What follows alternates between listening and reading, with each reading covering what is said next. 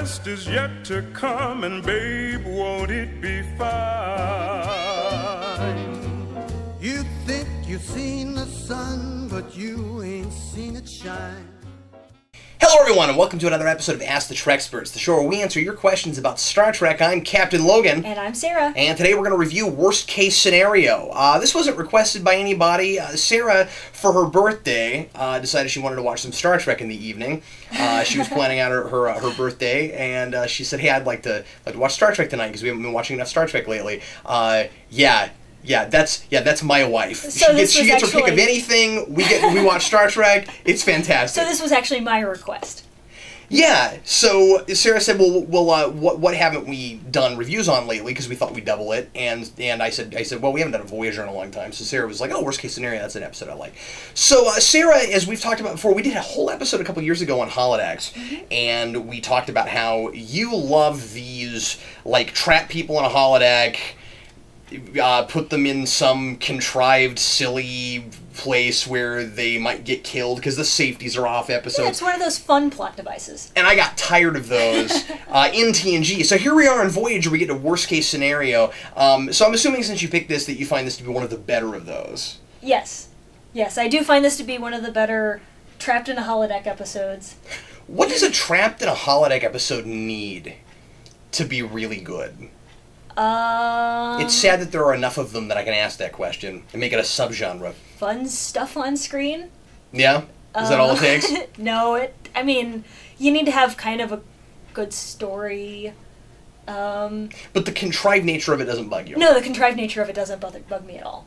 I have no problem with any story that starts you off with, and this happens. You don't even have to explain it for me. It's just, and this happens. And as long as it makes some semblance of sense, take the story from there, and the rest of it has to make sense. But the first part, it's just kind of, okay, well, we needed an occasion for story. So Worst Case Scenario is Season 3, it's past basics, and it brings back, in a very strange way, Seska. Now, were you a fan of Seska?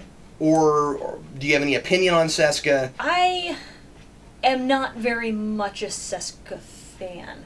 I have not seen enough of her to have an extremely informed opinion. Not that there's I know that there's not that much in there. Yeah. I've probably seen about half of her episodes. Oh, okay. So I don't know if I've missed certain key episodes or if I've hit all the key episodes and just missed all the not as important ones. Yeah, there's still a small percentage of Voyager you're missing, isn't there? Especially early Voyager. Yeah. Because it's just, from what I've heard, not necessarily the stuff that's interesting to watch. So I haven't really pushed myself to watch that. And, you know, so hopefully at some point we'll get back to our season reviews that we started doing with TNG. We were going to go all the way up and do it with everything. Yeah, because those were really fun, because I thought I had seen everything in TNG, and I think there were maybe 1 or 2 episodes that I found along the way that I had just totally missed. Yeah. But I think that the initial situation for Worst Case Scenario is really cool.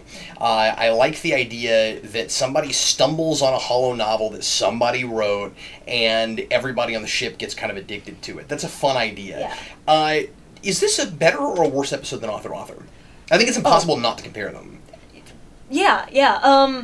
Personally, I think it's much better, because there are things I like about Author, but I think it went in a direction that I didn't care for. Something I noticed watching it this time is I felt like there was a little bit of rehash in Author.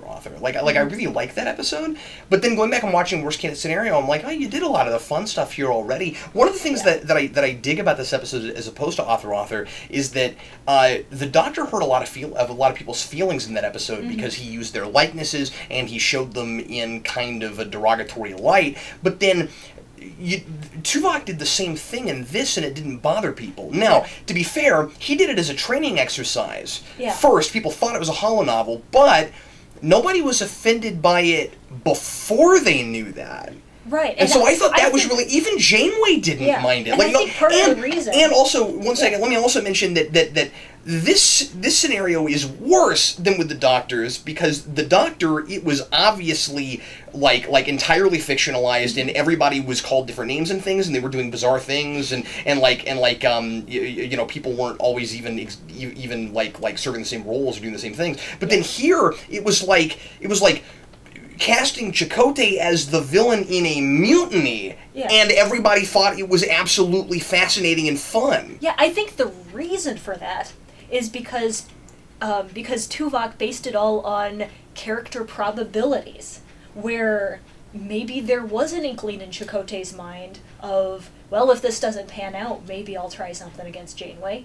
You never know. And so I think a lot of these things hit close to home, but in a good way, where everybody's in character, if you know what I mean. Where they'd gotten so far away from it. Yeah, where that it didn't bug they know anymore. that they've grown and developed as people, and they've gotten to really enjoy each other's company, Starfleet and Maquis, and so it's maybe kind of fun to look back at those times when things were a bit more uncertain.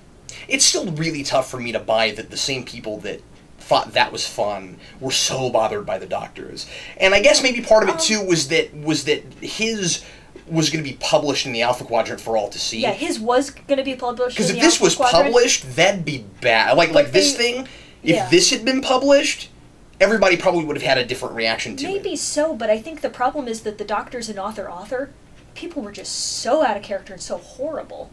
Like, they just weren't even good characters. That they were afraid that it reflected on how he felt about them. Yeah, as opposed to... They took it to... personally. Yeah. Whereas here, well, and also maybe part of it too is they always knew who wrote that one. Yeah.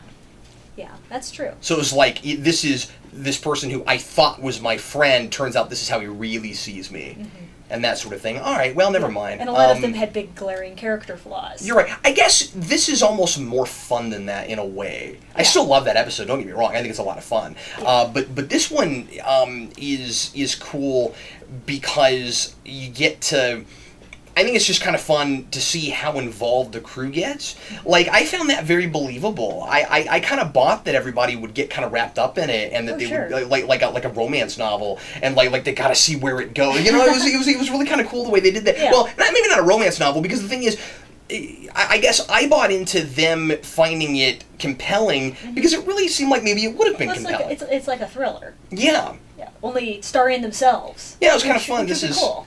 Yeah, but fictionalized enough that, again, it didn't bother anybody because it was like, well, this isn't going to happen now. Yeah. I mean, I like it when Janeway says, it seems to me like this is just a bit of harmless fun. It's kind of fun to see her go, Tuvok, loosen up, you know? Yeah, and Chakotay was the villain in the plot, but he wasn't really a bad guy. No, and they were very careful about that. Yeah. I mean, he over and over again. You know, it was somewhat realistic, or at least realistic for Voyager. Yeah. That like if Chakotay were going to stage a mutiny, that's how he would do it. He was like, no one has to die today. Yeah. Yeah. So, I enjoyed that. Yeah. So I'm sure Chakotay appreciated that in handling of his character. So I think one of the big glaring problems with this episode, and well, it's not even a problem with the episode, it's that this was all so interesting, I wish it had really happened. Yeah.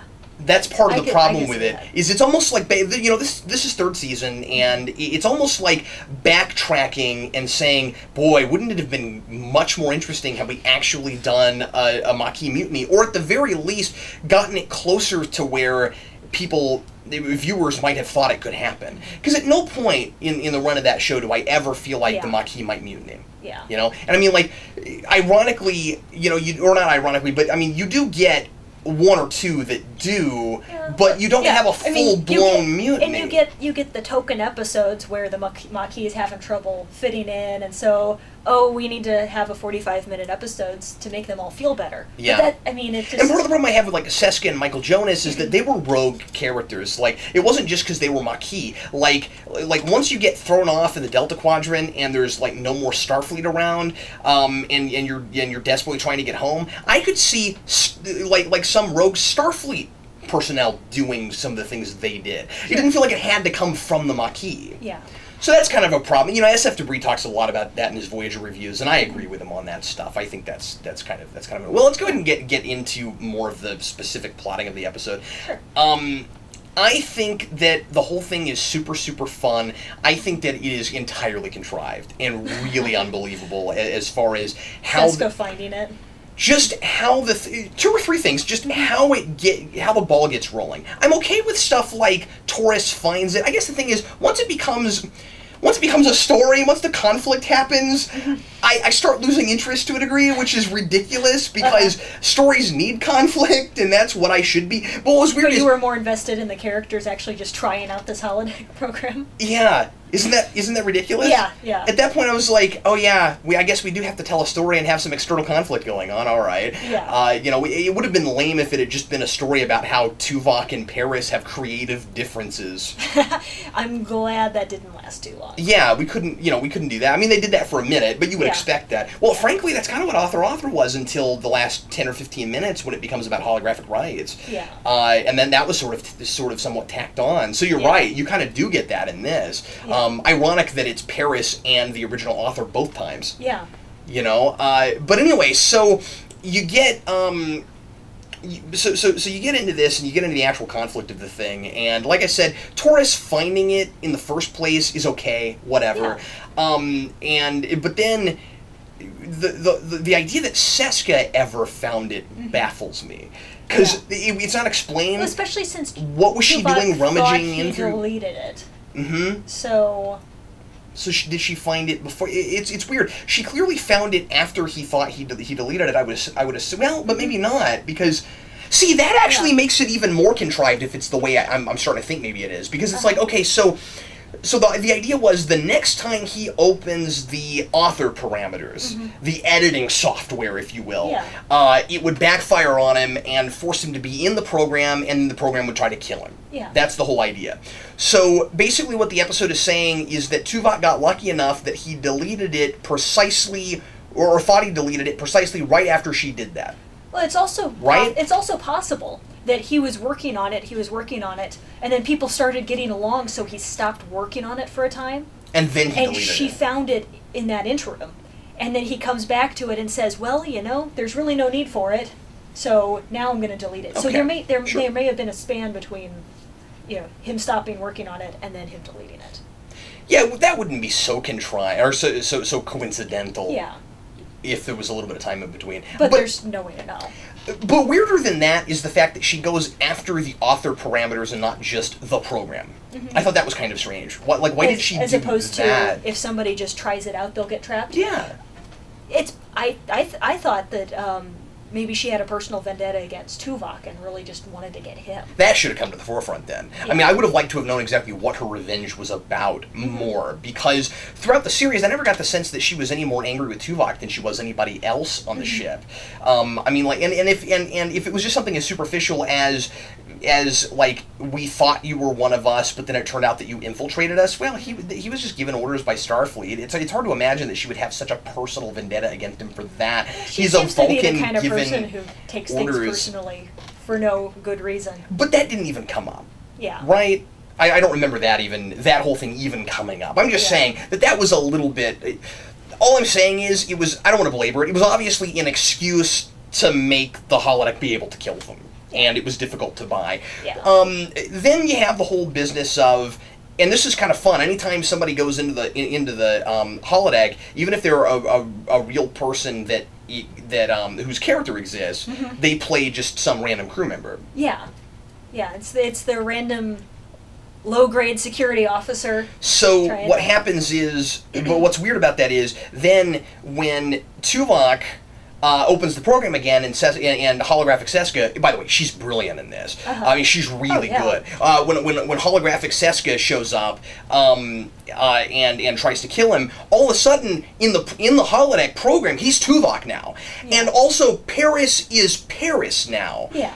That's weird. Why would she program it that way? That whoever happened to be, not only would the holodeck think, with the holodeck program, with the characters, think that he's the character Tuvok, but whoever happened to be with him, they would also think is that really? See, I can understand the Tuvok thing, because she planned for him to be there. And so he would just take his own place. So he would just take his own place. Yeah. So the Paris thing, I think, is a little bit contrived.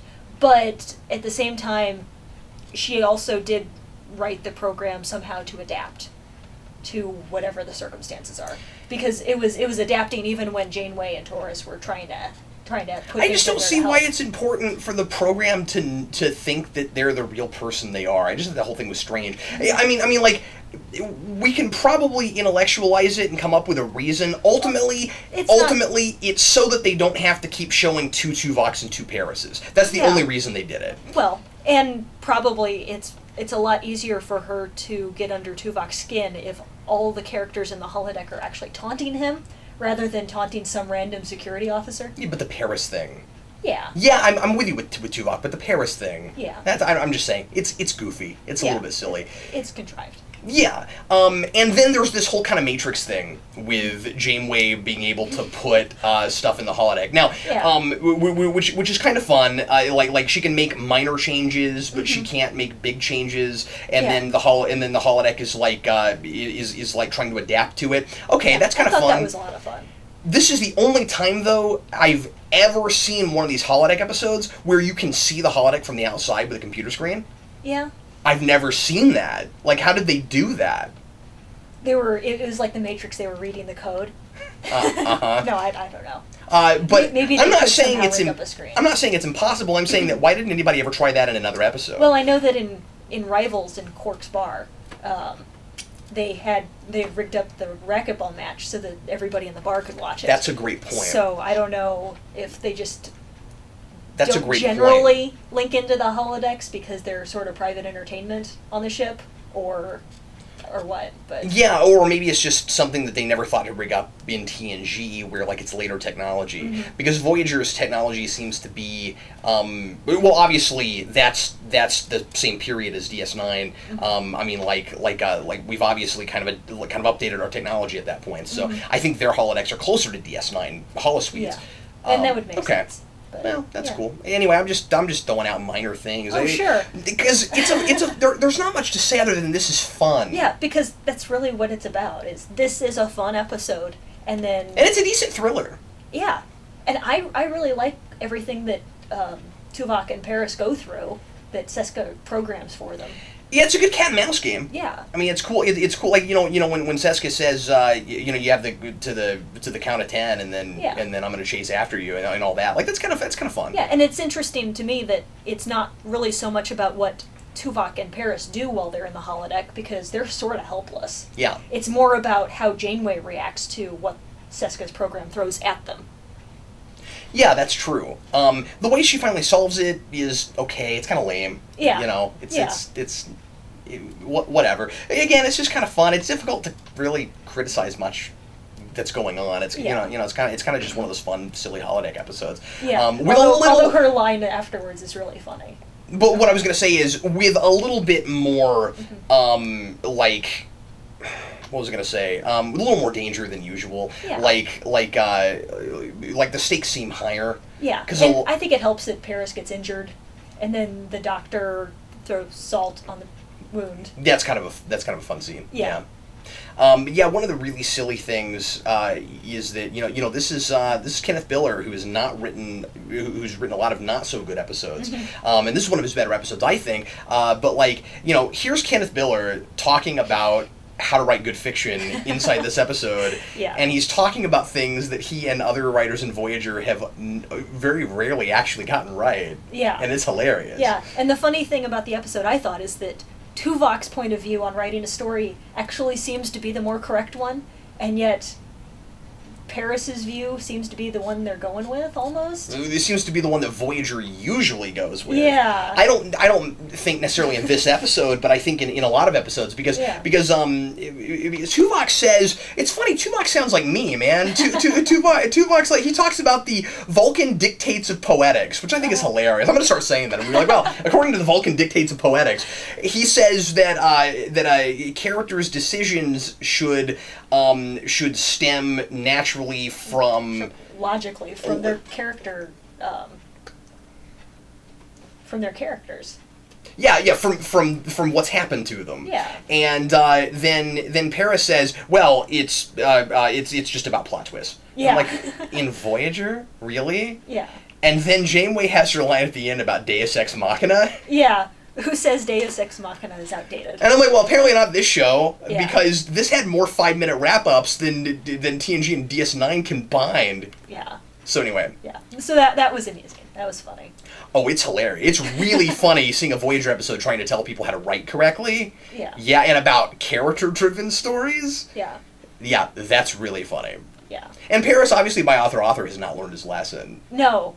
And, yeah, most certainly not. But the Doctor's kind of that way, but too. I definitely think Tuvok should write more.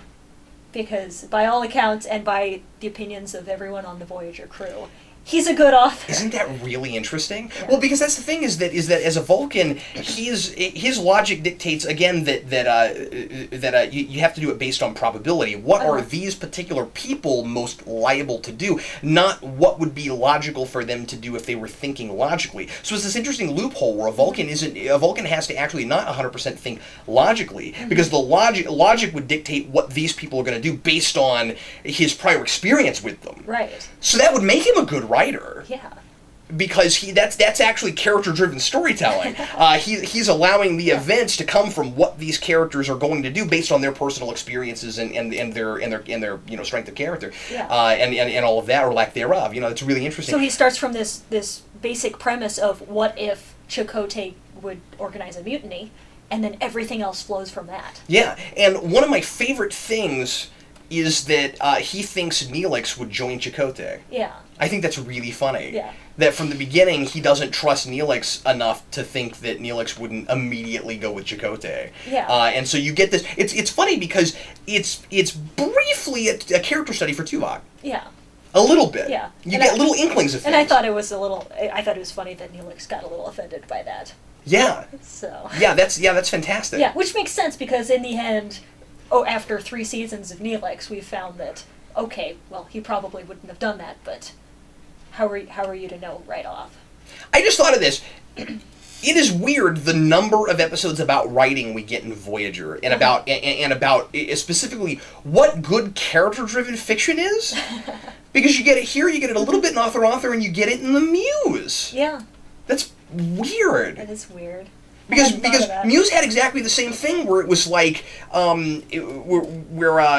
B'Elanna was trying to tell that playwright, that like Romanesque playwright, that like good drama is not just people randomly kissing or violence, and they also had that same conversation about plot twists. Yeah. But it's Voyager. Yeah. I think that's fascinating. Yeah. That's interesting and funny. Rating. I would say 3.5.